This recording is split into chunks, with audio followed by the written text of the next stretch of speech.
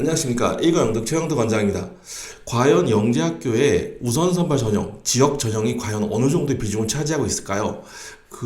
원래는 5월 첫날 영재학교 8개의 전형 분석을 쫙 해드리고 싶었었는데 한국과학 영재학교까지 발표가 나지 않았습니다.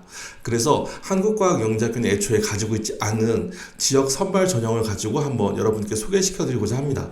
자, 내용 보니까요. 서울, 경기, 그다음 한과영을 제외하고 나머지 7개 학교들은요. 모두 지역 자신의 인원의 전형을 갖고 있고요. 자신의 지역 외에도 둘에서 셋 혹은 많은 곳은 6명 정도씩 지역 배분을 하고 있습니다. 그래서 비율을 보면은요. 지역 선발 비중이 서울 갖고 68% 가장 많고요. 그 다음에 세종과 인천은 50% 정도의 비중이 됩니다. 그리고 해당 지역의 비중으로 보면 가장 많은 비중을 차지하는 지역이 역시나 서울이 42% 정도죠. 자, 그러고 보니까 서울이 너무나 많은 비중을 서울에서 지네끼리 가져가는 거 아니야? 이런 생각을 할 수 있을 거예요. 그리고 실제로 대부분의 학교가 내 지역이 아닌 곳에서도 한두 개의 TO를 가지고 있을까? 혹은 내가 대전에 살고 있는데 대전에서 저 15명 인원 밖에 벗어나면 대전에 못 들어가는 거 아니야? 등등 여러 가지 생각할 수 있을 것 같습니다. 그런데 재밌게도 우리 강덕구 의원님께서 보도자료를 보내주셨습니다. 뭐냐면 2024학년도 영재학교 합격 예정자 출신 지역 현황을 쭉 오픈을 했는데요. 자, 내용 보니까요. 일단 가장 눈에 띄는 게 역시나 서울 경기 지역의 인원이 230명을 해서 총 500명입니다. 어마어마한 숫자죠. 그리고 그 외에 다른 지역까지 범접을 하고 있는 조금은 다른 지역까지 영향을 볼 수 있는 지역이 어디 있나 했더니요. 역시나 부산, 인천, 대전입니다. 사실 이 세 지역은 참 뭐라 그럴까요? 유명한 영재학교를 부르는 학원들을 가지고 있는 곳이고요. 영재학교 열기에 워낙 뛰어난 지역이기 때문에 사실 그렇겠구나 했었는데요. 실제로 본인 지역 이외에 다른 지역에도 영향력을 미치는 지역이 결과적으로 이렇게 5개 지역이겠구나 생각을 하고요. 자, 두 표랑 매칭시켜 보겠습니다. 매칭시켜 봤더니요. 일단 빨강색 지역 우선 선발 이외에도 학생들을 배출시킨 곳이라는 거죠. 그런데 일단 서울과 경기는 모든 곳에 빨간불이 켜져 있습니다. 역시 위력적이라는 게 보여지고요. 그 다음에 보여지는 것이 인천하고 부산 그리고 대전도 조금 보여지네요. 자, 결과적으로 5개 지역이 똑같이 보여지는데요. 그 중에서 재밌는 게 있습니다.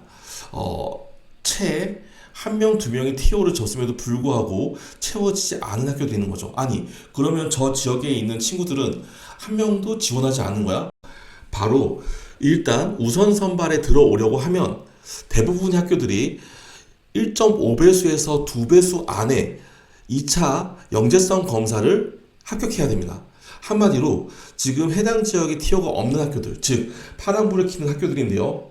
이 학교들이죠. 이 지역에 있는 학생들 같은 경우엔 1.5배수에서 2배수 안에 해당 지역에 우수 학생이 들어가지 못했다라는 겁니다. 즉 사실 레벨의 차이가 조금씩 느껴진다라는 것도 볼 수 있을 거예요. 반면에 우리 친구들 조금만 열심히 공부하면 우선 선발로 충분히 들어갈 수 있다는 자신감도 가져야 될 것 같습니다. 자, 그런데요. 사실 아까 말씀드렸던 서울과 경기 확실히 역시 대단하다.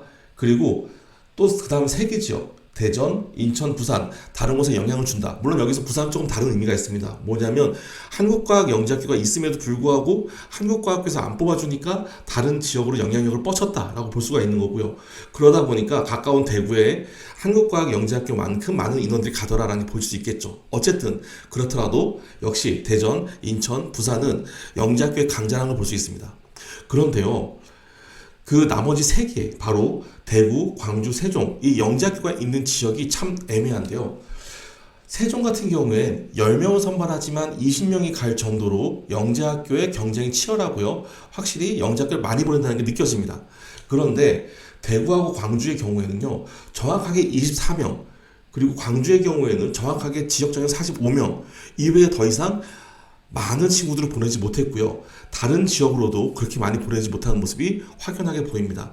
즉 다른 우수 지역의 영재학교, 다른 주요 도시 중에서 특히 대구, 광주는 영재학교 열기가 조금 덜하다라는 게 보여지는 항목이겠네요.